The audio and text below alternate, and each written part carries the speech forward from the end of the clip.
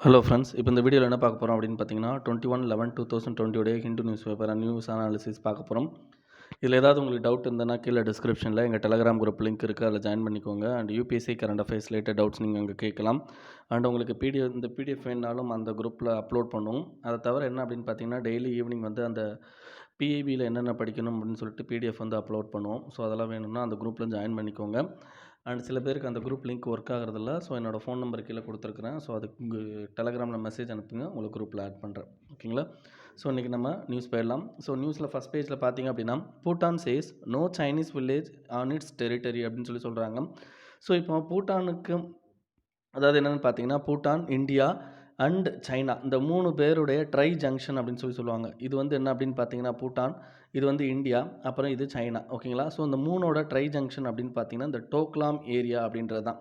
So இந்த டோக்லாம் ஏரியாவில் 2017 பார்த்தீங்க அப்படின்னா ஒரு பெரிய இஷ்யூ நடந்துச்சு. என்னென்னா சைனீஸோட இன்வேஷன் வந்து உள்ளே இருந்தது அப்படின்னு சொல்லிட்டு இது பண்ணாங்க. ஸோ இந்தியாவுக்கும் சைனாவுக்கும் பார்டர் கிளாஷ் அப்போவே வந்தது. ஸோ அந்த பார்டர் கிளாஷ் வந்து போய்கிட்டு இருந்த சமயத்தில் தான் அதுக்கப்புறம் ஓகேங்களா அந்த பார்டர் கிளாஷ் முடிஞ்சு இப்போ வந்து என்ன அப்படின்னு பார்த்தீங்கன்னா நமக்கு ஜம்மு அண்ட் காஷ்மீரில் அந்த பார்டர் இஷ்யூ அப்படின்றது நமக்கும் சைனாவுக்கும் போய்கிட்டு இருக்குது. ஸோ இந்த இதில் சைனா வந்து என்ன பண்ணுறாங்க அப்படின்னு பார்த்தீங்கன்னா பூட்டானோட ஏரியாவை கிளைம் பண்ணுறாங்க with including of Doklam area. ஓகேங்களா? பட் டோக்லாம் ஏரியா அப்படின்றது பார்த்திங்க அப்படின்னா எங்களோடது அப்படின்ற மாதிரி நம்மளும் வந்து என்ன பண்ணிகிட்டு இருக்கோம் அப்படின்னு பார்த்தீங்கன்னா இது பண்ணிக்கிட்டு இருக்கோம். ஸோ அதனால் வந்து என்னென்னா நம்மளும் பூட்டானும் வந்து என்னென்னா க்ளோஸ் ரிலேஷன்ஷிப். ஸோ அதனால் வந்து இந்த டோக்லாம் இஷ்யூவில் நமக்கும் பூட்டானுக்கும் பிரச்சனை கிடையாது, நமக்கும் சைனாவுக்கும் தான் பிரச்சனை. அதேமாதிரி சைனாவுக்கும் பூட்டானுக்கும் பிரச்சனை. இப்போ என்னென்னா நம்ம கண்ட்ரியோட என்டிடிவி என்ன பண்ணியிருப்பாங்க அப்படின்னா ஒரு ரிப்போர்ட் விட்டுருப்பாங்க. அந்த ரிப்போர்ட்டில் என்னென்னா சைனா வந்து கிட்டத்தட்ட ஒரு 2 to 3 கிலோமீட்டர் கிட்ட என்ன ஆகிருக்கு அப்படின்னு பார்த்தீங்கன்னா உங்களுக்கு உள்ளே வந்திருக்காங்க, பூட்டானோட டெரிட்டரிக்குள்ளே வந்து ஒரு வில்லேஜ் அமைச்சிருக்காங்க அப்படின்ற மாதிரியான ரிப்போர்ட் வந்துச்சு. அதை வந்து பூட்டான் வந்து அப்ஜெக்ட் பண்ணியிருக்கு. ஸோ அவ்வளோதான் இந்த நியூஸில் தெரிஞ்சிக்க வேண்டியது. ஓகேங்களா? ஸோ இதுக்கு அடுத்து என்ன அப்படின்னு பார்த்தீங்கன்னா உங்களுக்கு டைரெக்டாக எடிட்டோரியல் போயிடலாம். எடிட்டோரியலில் ஃபஸ்ட் எடிட்டோரியல் பார்த்திங்க அப்படின்னா இப்போ நம்ம ஆர்சிஇபியில் ஜாயின் பண்ணல. பட் ஆர்சிஇபி வந்து என்னென்னா இப்போ லேட்டஸ்ட்டாக வந்து என்ன ஆகிடுச்சு அப்படின்னா எல்லோரும் சைன் பண்ணி அது வந்து என்னென்னா நமக்கு இதுக்கு வந்துடுச்சு. ஓகேங்களா? ஸோ இப்போ இந்த ஆர்சிஇபியை பொறுத்த வரைக்கும் ஓகேங்களா ஆர்சிஇபியை பொறுத்த வரைக்கும் பேசிக்காக நம்ம தெரிஞ்சுக்க வேண்டியது ஏஷியன் கண்ட்ரிஸ் 10 பேரும் அண்ட் ப்ளஸ் சைனீஸ் லெட் 5 பேரும் வந்து என்ன பண்ணியிருப்பாங்க அப்படின்னு பார்த்தீங்கன்னா உங்களுக்கு இந்த பர்டிகுலர் ஆர்சிஇபியில் ஜாயின் பண்ணியிருப்பாங்க. ஸோ இந்த ஆர்சிஇபி அப்படின்றது பார்த்தீங்கன்னா ஃப்ரீ ட்ரேட் அக்ரிமெண்ட். இந்த ஆர்சிஇபி ஸ்டார்ட் பண்ணியிருக்கிறது அப்படின்னா 2011 இதை பற்றி பேச ஆரம்பிப்பாங்க. ஸோ பேச ஆரம்பித்து இப்போ வரைக்கும் வந்து பேசி முடிச்சு இப்போ அந்த அக்ரிமெண்ட் சைன் ஆகிருக்கு. ஸோ இப்போ வரைக்குமே என்ன அப்படின்னு பார்த்தீங்கன்னா இந்தியா வந்து அப்சர்வர் மெம்பராக தான் இருக்கிறாங்க. ஓகேங்களா? இன்னமும் அப்சர்வர் மெம்பர் தான் இருக்கிறாங்க. ஸோ இந்தியாவை வந்து எதிர்பார்த்துக்கிட்டு இருக்காங்க சைன் பண்ணும் அப்படின்னு சொல்லிட்டு. பட் இந்தியா பல்வேறு காரணங்களுக்காண்டி என்ன பண்ணல அப்படின்னு பார்த்தீங்கன்னா அதில் சைன் பண்ணல. அது என்னென்ன காரணங்கள் அப்படின்னு சொல்லிட்டு ஏற்கனவே சில காரணங்கள் வந்து என்னென்னா உங்களுக்கு ஒரு 2 to 3 டேஸ்க்கு முன்னாடி உள்ள நியூஸ் அனாலிசிஸில் கொடுத்துருப்போம். ஓகேங்களா? ஸோ இதுலேயும் வந்து என்ன அப்படின்னு பார்த்தீங்கன்னா இவர் என்ன சொல்கிறார் அப்படின்னு பார்த்தீங்கன்னா India's no to RCEP could still be a no அப்படின்னு சொல்கிறாரு. அதாவது நம்ம இன்னமும் ஆர்சிஇபியில் இணைய வேண்டாம் அப்படின்ற ஒரு மாதிரியான எண்ணத்தில் தான் இருக்கும். அதேமாதிரி ஆர்சிஇபி நமக்கு தேவையே இல்லை அப்படின்ற மாதிரி எண்ணத்தில் இருக்குமா அப்படின்னா இல்லை, நம்ம இணையறதுக்கான சான்சஸ் அதாவது பாசிபிலிட்டிஸ் இருக்குது அப்படின்ற மாதிரி இந்த ஆர்டிக்கலில் சொல்லியிருக்காரு. ஓகேங்களா? ஸோ இதை தவிர என்ன அப்படின்னு பார்த்தீங்கன்னா இவர் சில விஷயங்களை பற்றி பேசியிருக்காரு. அது என்ன அப்படின்னு பார்த்தீங்கன்னா உங்களுக்கு comparison with trans Pacific partnership. ஓகேங்களா? அதாவது இப்போ நம்ம வேர்ல்டில் மிகப்பெரிய லெவலில் இருக்கிற ஒரு ஃப்ரீ ட்ரேட் அக்ரிமெண்ட் அப்படின்றது டிரான்ஸ் பசிபிக் பார்ட்னர்ஷிப் அப்படின்னு சொல்லுவாங்க. ஸோ இதுக்கு அடுத்து இப்போ நமக்கு வந்து லேட்டஸ்ட்டாக வந்து ஒரு மிகப்பெரிய ட்ரேட் பேக்ட் உருவாயிருக்கு அப்படின்னா அது வந்து என்ன அப்படின்னு பார்த்தீங்கன்னா இந்த ஆர்சிஇபி தான். ஓகேங்களா? ஸோ இதில் என்ன பண்ணுறாரு அப்படின்னு பார்த்தீங்கன்னா கம்பேர் பண்ணுறாரு டிபிபியும் ஆர்சிஇபியும் கம்பேர் பண்ணுறாரு. ஓகேங்களா? ஸோ இவர் என்ன சொல்கிறாரு அப்படின்னு பார்த்தீங்கன்னா டிபிபியை ஓகே அதாவது டிரான்ஸ் பசிபிக் பார்ட்னர்ஷிப்பை ஒரு முழுமையான ஃப்ரீ ட்ரேட் அக்ரிமெண்ட்னு சொல்ல முடியாது அப்படின்றாரு. ஏன் முழுமையான ஃப்ரீ ட்ரேட் அக்ரிமெண்ட்னு சொல்ல முடியாதுன்னா ஃப்ரீ ட்ரேட் அப்படின்றது வித்தவுட் எனி ரெகுலேட்டரி ப்ராப்ளம், அதாவது ரெகுலேட்டரி ப்ராப்ளம் இருக்கக்கூடாது. அதாவது என்னென்னா நிறையா வந்து என்ன பண்ணுவாங்க அப்படின்னா இப்போ ஒரு ப்ராடக்ட் இன்னொரு கண்ட்ரிக்குள்ளே போகணும் அப்படின்னா நிறையா வந்து ஸ்டாண்டர்ட்ஸ் சொல்லுவாங்க. ஸோ அந்த ஸ்டாண்டர்ட்ஸ்லாம் இல்லாமல் கம்மியான டேரிஃபில் என்ன பண்ணணும் அப்படின்னு பார்த்தீங்கன்னா ப்ராடக்ட்டை ஒரு கண்ட்ரிலேருந்து இன்னொரு கண்ட்ரிக்கு மூவ் பண்ணணும். ஸோ இதுதான் நமக்கு ஃப்ரீ ட்ரேட் அக்ரிமெண்ட்டோடைய மிகப்பெரிய பாசிட்டிவ்னு சொல்லலாம். பட் இந்த டிரான்ஸ் பசிபிக் பார்ட்னர்ஷிப் இருக்குது பார்த்தீங்களா அதில் நிறைய கான்ட்ரவர்ஷியல் இஷ்யூஸ் இருக்குது. அது என்னென்னா ஒரு லேபர் லாஸ் ரிலேட்டடாக ஓகேங்களா லேபர் லாஸ் ரிலேட்டடாக கான்ட்ரவர்ஷியல் இஷ்யூ இருக்குது. இதை தவிர என்வரான்மெண்டல் ஸ்டாண்டர்ட்ஸ் வந்து அவங்க ப்ராடக்ட்டில் வந்து அதிகமாக வச்சுருப்பாங்க. ஓகேங்களா, இப்போ ஏதாவது ஒரு கண்ட்ரிலேருந்து ஒரு கண்ட்ரிக்கு இன்னொன்று போகுது அப்படின்னா அங்கே என்வரான்மெண்டல் ஸ்டாண்டர்ட் வந்து அதிகமாக இருக்கும். ஸோ இந்த ரெண்டுமே இப்படி இருக்கிறதுனால இது வந்து ஒரு ஃப்ரீ ட்ரேட் அக்ரிமெண்ட்னு முழுமையாக சொல்ல முடியாது அப்படின்றாங்க. பட் ஆர்சிஇபி அப்படி கிடையாது. ஆர்சிஇபி அப்படின்றது ட்ரெடிஷ்னலாக ஒரு கண்ட்ரிலேருந்து இன்னொரு கண்ட்ரிக்கு ஒரு ப்ராடக்ட் மூவ்மெண்ட்டுக்கான ஒரு முக்கியத்துவம் வாய்ந்த ஒரு இதுதான் அப்படின்னு சொல்கிறாங்க. ஸோ இதில் இந்த மாதிரியான விஷயங்கள் கிடையாது. அதே மாதிரி டபிள்யூடிஓ அப்படின்றது ஃப்ரீ ட்ரேடை இம்ப்ரூவ் பண்ணுறதுக்கான ஒரு வேர்ல்டு ஆர்கனைசேஷன் தான். ஸோ டபிள்யூடிஓவில் சொல்லியிருக்கிற நிறைய விஷயங்களை, ஓகேங்களா, நிறையா அந்த ஈஸியான விஷயங்களை வந்து என்ன பண்ணியிருக்காங்க அப்படின்னா ஆர்சிஇபியில் இது பண்ணியிருக்காங்க. ஸோ ஆர்சிஇபி அப்படின்றது ஒரு பெட்டர் சோர்ஸ் அப்படின்னு சொல்லிட்டு இதில் சொல்கிறாரு. ஸோ ஓகேங்களா, ஸோ இதுக்கடுத்து ஆர்சிஇபியில் மெம்பர்ஸ் இருக்காங்க பார்த்தீங்களா, அவங்க சில ப்ராக்ரெசிவ் வேலைகள் பார்த்துருக்காங்க. அது தவிர சில ப்ராப்ளம்ஸ் இருக்குது. அது என்னென்ன ப்ராக்ரெசிவ் ஒர்க்லாம் பார்த்துருக்காங்க அப்படின்னு பார்த்தீங்கன்னா, இப்போ சைனா இப்போ ஃப்ரீ ட்ரேட் அக்ரிமெண்ட்டுக்குள்ளே அவங்களும் வராங்க. சைனா என்ன பண்ணியிருப்பாங்க அப்படின்னா கிட்டத்தட்ட உங்களுக்கு சைனாவோட இது வந்து 2014 ஓகேங்களா, 2014 பார்த்தீங்கன்னா 9.4% கிட்ட வந்து என்னன்னா உங்களுக்கு டேரிஃப் இருக்கும், இம்போர்ட் டேரிஃப். அதை இப்போ கிட்டத்தட்ட பார்த்தீங்க அப்படின்னா எல்லா கண்ட்ரிக்கும் 1.2% கிட்ட கொண்டு வந்துட்டாங்க இந்த ஏஷியன் கண்ட்ரீஸ்க்கு. ஓகேங்களா, கிட்டத்தட்ட இன்னும் 90% ப்ராடக்ட்டை வந்து என்னன்னா இந்த மாதிரி டேரிஃப் கம்மி பண்ணி கொண்டு வர போகிறோன்றாங்க. பட் இதில் வந்து ஒரே ஒரு இது என்னென்னா 4% வந்து சில ப்ராடக்ட்டை வந்து எக்ஸ்க்ளூட் பண்ணி வச்சுருக்காங்க. அந்த ப்ராடக்ட்டுக்கு மட்டும் அதிகமான டேரிஃப் இருக்குது. இதே இது வியட்நாம், அதே ஏஷியான் இதில் இருக்கிற வியட்நாம் பார்த்தீங்க அப்படின்னா வியட்நாம் கிட்டத்தட்ட உங்களுக்கு 10% கிட்ட 2014 வச்சுருந்தாங்க. இப்போ கிட்டத்தட்ட உங்களுக்கு ட்ரேடோட அந்த டேரிஃபை எவ்வளோ கொண்டு வந்துட்டாங்க அப்படின்னா 2% கிட்ட கொண்டு வந்துட்டாங்க. அண்ட் இவங்ககிட்ட ஈவன் எக்ஸ்க்ளூசன் லிஸ்ட்டு கூட கிடையாது. ஓகேங்களா, எக்ஸ்க்ளூசன் லிஸ்ட்டு கூட கிடையாது. எல்லா ப்ராடக்ட்டுக்குமே இதை பண்ணுறாங்க. இதை தவிர என்ன அப்படின்னு பார்த்தீங்கன்னா மலேசியா. ஸோ மலேசியாவும் அவங்களுக்கு ஏற்றாப்புல என்ன பண்ணிட்டாங்க அப்படின்னு பார்த்தீங்கன்னா இந்த ஃப்ரீ ட்ரேட் அக்ரிமெண்ட்டுக்காண்டி நிறையா வந்து என்னென்னா லாஸை கம்மி பண்ணிட்டாங்க. ஓகேங்களா, பட் இதில் இருக்கிற ப்ராப்ளம் என்ன, ஓகேங்களா, இதில் இருக்கிற ப்ராப்ளம் என்ன அப்படின்னு பார்த்தீங்கன்னா ஃபர்ஸ்ட் இஷ்யூ, ஓகேங்களா, இதில் இருக்கிற ப்ராப்ளம் என்ன சொல்கிறாரு அப்படின்னு பார்த்தீங்கன்னா இவங்க கூட்ஸை வந்து ஒரு கண்ட்ரிலேருந்து இன்னொரு கண்ட்ரிக்கு கொண்டு போகிறதுக்கான லிபரலைசேஷனை நல்லாவே பண்ணிட்டாங்க. ஓகேங்களா, கூட்ஸுக்கு ஃப்ரீ ட்ரேடை வந்து ரொம்ப பண்ணிட்டாங்க. பட் சர்வீஸ் ரிலேட்டடாக, ஓகேங்களா, சர்வீஸ் ரிலேட்டடாக விஷயங்களை இவங்க வந்து என்ன பண்ணல அப்படின்னு பார்த்தீங்கன்னா அதிக கவனம் செலுத்தலை. ஏன்னா இந்தியா வந்து என்னென்னா சர்வீஸ் ரிலேட்டட் எக்கனாமியில் தான் இந்தியா வந்து பெரிய லெவலில் இருக்கிறோம். அப்போது சர்வீஸில் வந்து இவங்க அந்த அளவுக்கான ஒரு இம்பார்ட்டன்ஸ் கொடுக்காதது அப்படின்றது வந்து ஒரு நெகட்டிவாக பார்க்கப்படுது. ஓகேங்களா, ஸோ இதை தவிர என்ன அப்படின்னு பார்த்தீங்கன்னா லேபர் மூவ்மெண்ட்லேயும் அதுலேயும் பார்த்தீங்கன்னா இந்த ஸ்கில்டு லேபர் மூவ்மெண்ட் இருக்குது பார்த்தீங்களா, அந்த ஸ்கில்டு லேபர் மூவ்மெண்ட், அதே மாதிரி மேனேஜர்ஸ் இருக்காங்க பார்த்தீங்களா, அவங்களுடைய மூவ்மெண்ட்டு, அதெல்லாம் வந்து இவங்க என்ன பண்ணல அப்படின்னு பார்த்தீங்கன்னா அந்த அளவுக்கு எஃபெக்டிவாக வந்து என்ன இவங்க பேச்சுவார்த்தையை எடுத்துகிட்டு போகல. ஓகேங்களா, ஸோ இதை தவிர இன்ன வரைக்கும் இவங்க ஏதாவது ஒரு ட்ரேட் ரிலேட்டடாக டிஸ்பியூட் வருதுன்னு வைங்களேன், ஒரு இந்த 15 கண்ட்ரிக்குள்ளே ஏதோ ஒரு சண்டை வருது அப்படின்னா அந்த டிஸ்பியூட்டை ரிசால்வ் பண்ணுறதுக்கான ஒரு டிஸ்பியூட் ரெசல்யூஷன் மெக்கானிசம் வந்து இன்ன வரைக்கும் இவங்க கிரியேட் பண்ணல. இதெல்லாம் ஒரு ப்ராப்ளமாக வந்து என்ன ஆகிட்டு இருக்குது அப்படின்னு பார்த்தீங்கன்னா இது இருக்குது. இதை தவிர என்னென்னா எலக்ட்ரானிக் காமர்ஸ். ஓகேங்களா, ஸோ எலக்ட்ரானிக் காமர்ஸ் வந்து என்னென்னா இதில் ஒரு முக்கியமான பங்கு வகிக்க போகுது. ஏன்னா இப்போ நம்ம கண்ட்ரியை பொறுத்த வரைக்கும் எலக்ட்ரானிக் காமர்ஸ் வந்து என்னென்னா ஒரு பிரச்சனையான விஷயம். ஏன்னா அதிகமான டேட்டா வந்து எக்ஸ்ட்ராக்ட் பண்ணிவிட்டு இங்கே இருக்கிற டொமஸ்டிக் இது வந்து அழிய போகுது அப்படின்ற மாதிரியான நிறைய இது கான்ட்ரவர்ஷியல் இது போய்கிட்டு இருக்கு. ஸோ அந்த மாதிரியான விஷயங்கள்லாம், ஓகேங்களா, அந்த மாதிரியான விஷயங்கள்லாம் வந்து என்னென்னா இந்த ஆர்சிஇபியில் ப்ராப்ளமாக இருக்குது. ஓகேங்களா, ஸோ இதுதான் ஆர்சிஇபியோட ப்ராக்ரஸிவ் அண்ட் ப்ராப்ளம்ஸு. ஓகேங்களா, ஆர்சிஇபி அண்ட் டிபிபியோட அந்த ஒரு டிஃப்ரென்ஷியேஷன் இதெல்லாம் பார்த்துருக்கோம். இதை தவிர இந்தியா ஜாயின் பண்ணுறதுக்கு என்னென்ன மாதிரியான வழிமுறைகள் இன்னும் இருக்குது. ஓகேங்களா, ஸோ இந்தியாவுக்கு என்ன பண்ணியிருப்பாங்க அப்படின்னு பார்த்தீங்கன்னா ஆர்சிஇபி இதில் முக்கியமாக வந்து டோரை ஓப்பன் பண்ணியே வச்சுருக்காங்க. விச் மீன்ஸு இந்தியா வந்து எப்போ வந்து நெகோஷியேஷனுக்கு வந்தாலும் நாங்கள் ரெடி அப்படின்ற மாதிரியான ஒரு ஸ்டேட்மெண்ட்டை தான் அவங்க கொடுத்துருக்காங்க. செகண்ட் என்ன அப்படின்னு பார்த்தீங்கன்னா இந்தியாவோட எக்கனாமிக் கோஆப்ரேஷனை இம்ப்ரூவ் பண்ணுறதுக்காண்டியும், ஓகேங்களா, அவங்கள என்ன பண்ணியிருப்பாங்க அப்படின்னு பார்த்தீங்கன்னா ஆர்சிஇபியில் என்னென்ன மீட்டிங்லாம் நடக்கோ அந்த மீட்டிங்களுக்கெல்லாம் அப்சர்வர் ஸ்டேட்டஸ், ஓகேங்களா, இந்தியாவுக்கு வந்து என்னென்னா அப்சர்வர் ஸ்டேட்டஸ் அப்படின்ற ஸ்டேட்டஸ் வந்து கொடுத்துருக்காங்க. ஓகேங்களா, ஸோ இதன் மூலமாக இந்தியா வந்து மேபி மறுபடியும் ஜாயின்ட் ஆகிறதுக்கான சான்சஸ் வந்து இருக்குது அப்படின்ற விஷயத்தை தான் இந்த ஆர்டிக்கலில் சொல்லியிருக்காரு. ஓகேங்களா, இது வந்து உங்களுக்கு பேப்பர் 2ல் வருங்க. அல்லது பேப்பர் 3ல் வந்து எக்கனாமிக் ரிலேட்டடாக ஆர்சிஇபி ரிலேட்டடாக நீங்கள் பேசும்போதும் அந்த ப்ராப்ளம் சொன்னோம் பார்த்தீங்களா, அந்த ப்ராப்ளத்தையும் அதேமாதிரி அந்த பாசிட்டிவ் விஷயங்களையும் ஞாபகம் வச்சுக்கோங்க, ரொம்ப இம்பார்ட்டன்ட். ஓகேங்களா, நெக்ஸ்ட்டு டிஜிட்டல் நேஷன். இது வந்து நம்ம இப்போ பெங்களூரில் வந்து பார்த்தீங்க அப்படின்னா உங்களுக்கு இப்போ டிஜிட்டல் இது ரிலேட்டடாக வந்து என்ன ஆகிட்டு இருக்கு அப்படின்னு பார்த்தீங்கன்னா உங்களுக்கு ஒரு கான்ஃபரன்ஸ் போய்கிட்டு இருக்கு. ஸோ அந்த கான்ஃபரன்ஸில் பேசப்பட்ட சில விஷயங்களை தான் இந்த ஆர்டிக்கலில் கொடுத்துருக்காங்க. ஸோ ஆல்ரெடி என்ன சொல்லியிருப்பாங்க அப்படின்னு பார்த்தீங்கன்னா இதில் டிஜிட்டலைசேஷன், அதாவது நம்ம டிஜிட்டலுக்கு கன்வெர்ட் ஆகிறோம் அப்படின்னா ட்ரூ டிஜிட்டலைசேஷன், அதாவது உண்மையான டிஜிட்டலைசேஷன் அப்படின்னா என்ன அப்படின்னு பார்த்தீங்கன்னா, சிட்டிசன்ஸுக்கு ஓகேங்களா, சிட்டிசன்ஸுக்கு அவனுக்கு தேவையான சர்வீசஸை வித்தவுட் எனி தடங்கல் நம்ம என்னென்ன ப்ரொவைட் பண்ணோம் அப்படின்றா அதுதான் டிஜிட்டலைசேஷன் அப்படின்னு சொல்கிறாங்க. ஸோ இந்தியாவில் கிட்டத்தட்ட பார்த்தீங்கன்னா 750 மில்லியன் கனெக்ஷன்ஸ் கிட்ட இருக்குது. இதுக்கு முக்கியமான காரணம் we have a smart phones ஓகேங்களா. ஸோ ஸ்மார்ட் ஃபோன் அப்படின்றது ஒரு முக்கியமான ஃபேக்டர். ஸோ இதை தவிர என்ன அப்படின்னு பார்த்தீங்கன்னா இன்டர்நெட் ஆக்சஸ் ஓகேங்களா, அதுவும் வந்து என்னென்னா ஒரு இம்பார்ட்டண்ட்டான ஃபேக்டர். ஸோ இதன் மூலமாக என்ன பண்ணியிருப்போம் அப்படின்னு பார்த்தீங்கன்னா நிறைய ஸ்கீம்ஸ் ரிலேட்டட் டு இந்த டிஜிட்டலைசேஷன் வந்து ப்ரோக்ராம் கொண்டு வந்திருப்போம். இதை தவிர என்ன அப்படின்னு பார்த்தீங்கன்னா நம்மளுடைய விஷயங்களில் digital health service, digital educational service, so இதெல்லாமே நம்ம ப்ரொவைட் பண்ணிட்டு வந்துகிட்டு இருக்கோம். ஸோ இதை இன்னமும் இம்ப்ரூவ் பண்ணணும், யூனிவர்சல் ஹெல்த் கவரேஜாக இருக்கட்டும், அதர் விஷயத்துலையும் இதனுடைய பார்ட்டிசிபேஷன் ரொம்ப அதிகமாக இருக்கணும் அப்படின்ற விஷயம் தான் இதில் சொல்லியிருக்காங்க. மற்றபடி ரொம்ப இம்பார்ட்டண்ட்லாம் எதுவும் கொடுக்கல. ஸோ இது உங்கள் பேப்பர் 2ல் ஓகேங்களா, டிஜிட்டல் இந்தியா ஸ்கீமை பற்றி நீங்கள் பேசும்போது வேணால் இதை சொல்லிக்கலாம் ஓகேங்களா.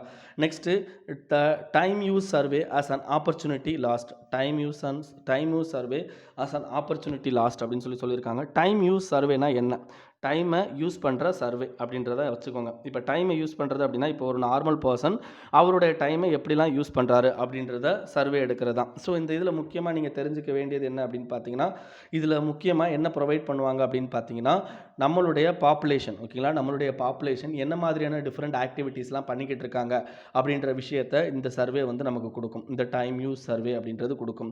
இதை தவிர ரெண்டாவது முக்கியமானது என்ன அப்படின்னு பார்த்தீங்கன்னா man woman paid and unpaid activities எவ்வளோ பண்ணிக்கிட்டு இருக்காங்க. ஒரு எக்ஸாம்பிளுக்கு சொல்கிறேங்க, இப்போ டைம் யூஸ் சர்வேனா இப்போ நான் வந்து காலையில் வந்து எழுந்திரிச்சு நியூஸ் பேப்பர் படித்தேன் ஓகேங்களா, 2 மணி நேரம் நியூஸ் பேப்பர் படித்தேன், அதுக்கடுத்து நியூஸ் அனாலிசிஸ் ஒரு 1/2 மணி நேரம் எடுக்கிறேன், இதுக்கப்புறம் படிக்கிறேன் அப்படின்ற மாதிரியான இந்த டைமை வந்து என்ன பண்ணுறாங்க அப்படின்னு பார்த்தீங்கன்னா கால்குலேட் பண்ணிக்கிட்டே இருப்பாங்க. ஸோ அதன் மூலமாக என்ன பண்ணலாம்னா men and women paid and unpaid activities எவ்வளோ பண்ணுறாங்க அப்படின்ற விஷயத்தை வந்து என்னென்னா நம்ம அக்யூரேட்டாக சொல்கிறதுக்கான வாய்ப்புகள் இருக்குது அப்படின்னு சொல்கிறாங்க. இதேமாதிரி இந்த டைம் யூஸ் சர்வேல என்ன பண்ண முடியும் அப்படின்னு பார்த்தீங்கன்னா முக்கியமாக அன்பெய்டு ஒர்க்கர்ஸ் வந்து எவ்வளோ இருக்காங்க. ஏன்னா பெய்டு ஒர்க்கரை விட அன்பெய்டு ஒர்க்கர்ஸ் வந்து என்ன பண்ணுறாங்க அப்படின்றத கண்டுபிடிக்கலாம். Who are all unpaid workers? இப்போ நம்ம வீட்டில் அம்மா வந்து சமையல் செய்வாங்க, துணி துவைப்பாங்க, இதெல்லாம் அன்பெய்டு கேர் ஒர்க் அப்படின்னு சொல்லுவாங்க. ஸோ இதுக்கு நம்ம எந்த சேலரியும் கொடுக்கறது இல்லை, இதை நம்ம ஜிடிபியில் கொண்டு வர்றதும் கிடையாது. But their contribution towards society as well as people அப்படின்றது ரொம்ப ரொம்ப அதிகம். பட் அதுக்கான இம்பார்ட்டன்ஸ் வந்து அப்படின்றது அதிகமாக கொடுக்கல. பட் இப்போ லேட்டஸ்ட் பீரியடில் தான் என்ன பண்ணிக்கிட்டு இருக்கோம் அப்படின்னு பார்த்தீங்கன்னா இந்த பர்டிகுலர் ஜாப், அதாவது இந்த அன்பெய்டு ஜாப், கேர் கிவிங் ஜாபுக்கு நம்ம என்ன பண்ணுறோம் அப்படின்னு பார்த்தீங்கன்னா அதிகமான இம்பார்ட்டன்ஸ் கொடுக்க ஆரம்பிச்சிருக்கோம் இந்தியா ஆல்சோ.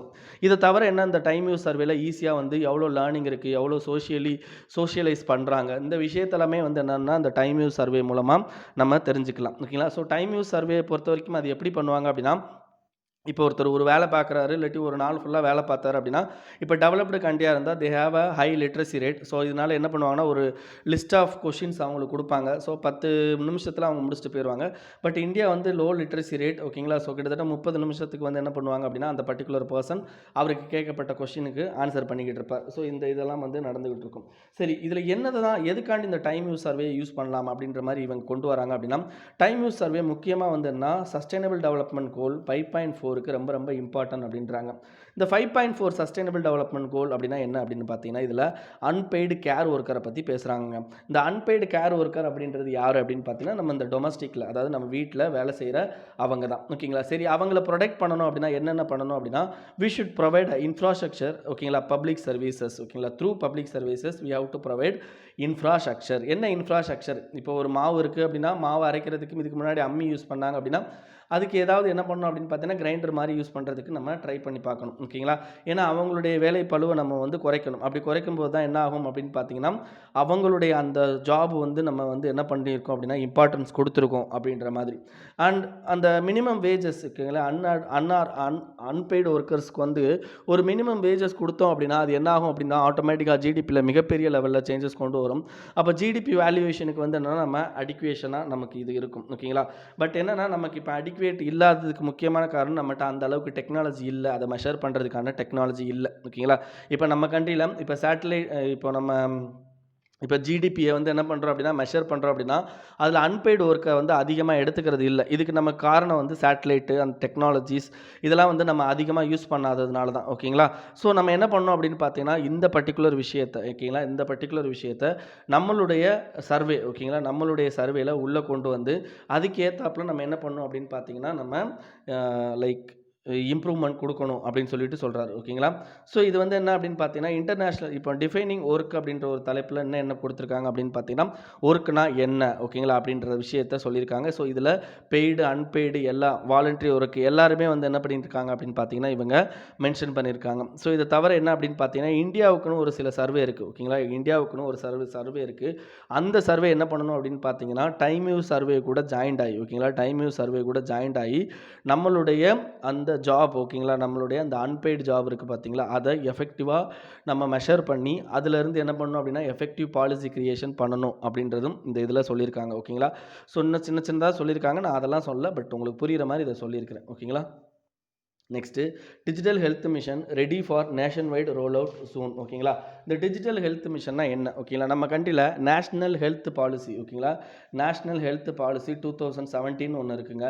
இந்த நேஷ்னல் ஹெல்த் பாலிசிக்கு கீழே முக்கியமாக வந்து என்னென்னா இந்த டிஜிட்டல் ஹெல்த் மிஷனை பற்றி சொல்லுவாங்க. இதை தவிர நீங்கள் ஜன் ஆரோக்கிய யோஜனா அப்படின்னு சொல்லிட்டு, அதாவது ஆயுஷ்மான் பாரத் யோஜனான்னு சொல்லுவோம், அந்த யோஜனாவும் வந்து என்ன அப்படின்னு பார்த்தீங்கன்னா இதுக்கு இடையில வரும். இதை தவிர ஸ்வச் பாரத் மிஷன். ஓகேங்களா?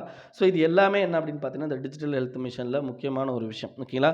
இந்த டிஜிட்டல் ஹெல்த் மிஷனை பொறுத்த வரைக்கும் மொத்தம் வந்து 4 வகையான விஷயம் இருக்குது. என்னென்னா health ID, personal health record, digi doctor, health facility registry. ஓகேங்களா?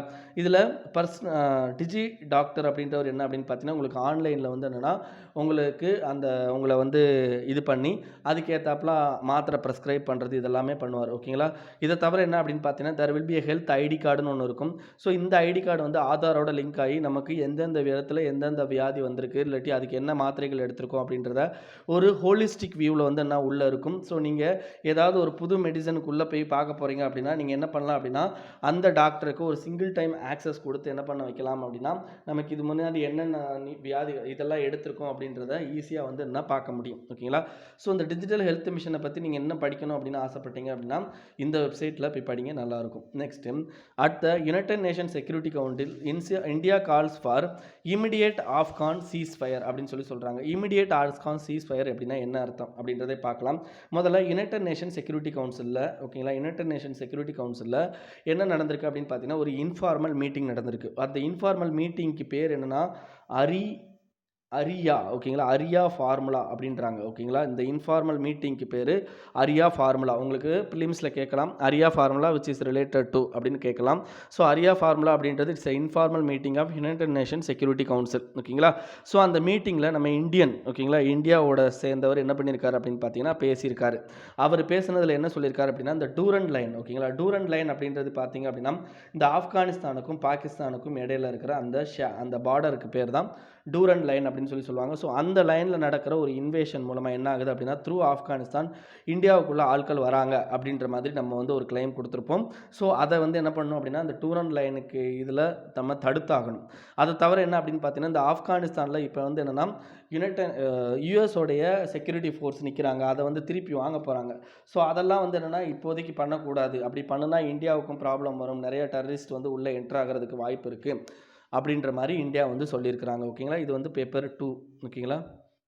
Next exercise Malabar comes to an end. ஓகேங்களா? நமக்கு தெரியும் மலபார் எக்ஸசைஸ் அப்படின்றது நமக்கு இப்போ மலபார் எக்ஸசைஸ் அப்படின்றது பார்த்தீங்க அப்படின்னா இப்போ நமக்கு இந்தியன் ஓஷனில் நடந்துச்சு. ஓகேங்களா? இதில் 4 கண்ட்ரி என்னென்னா இந்தியா, யுஎஸ்ஏ, ஆஸ்திரேலியா, ஜப்பான் அப்படின்னு சொல்லிட்டு 4 கண்ட்ரி என்ன பண்ணியிருப்பாங்க, பங்கு பெற்றிருப்பாங்க. இதை தவிர இதோடு சேர்த்து இன்னொரு இதுவும் இதாக இருக்கும். அது என்னென்னா கோஆர்டினேட்டட் பேட்ரோல் அப்படின்ற ஒரு விஷயம். தாய்லாந்து கூட நம்ம என்ன பண்ணியிருப்போம், அந்தமான் சீல பண்ணியிருப்போம். கோஆர்டினேட்டட் பேட்ரோல் அப்படின்ற ஒரு விஷயம் தாய்லாந்து கூட நம்ம அந்தமான் ஓஷனில் பண்ணியிருப்போம். ஓகேங்களா? ஸோ இது மொத்தம் இந்த மலபார் எக்ஸசைஸ் 2 விஷயமாக நடந்திருக்கு. இப்போ வந்து நடந்தது வந்து 24th எடிஷன். மலபார் எக்ஸசைஸ் நடந்தது 24th எடிஷன். ஓகேங்களா?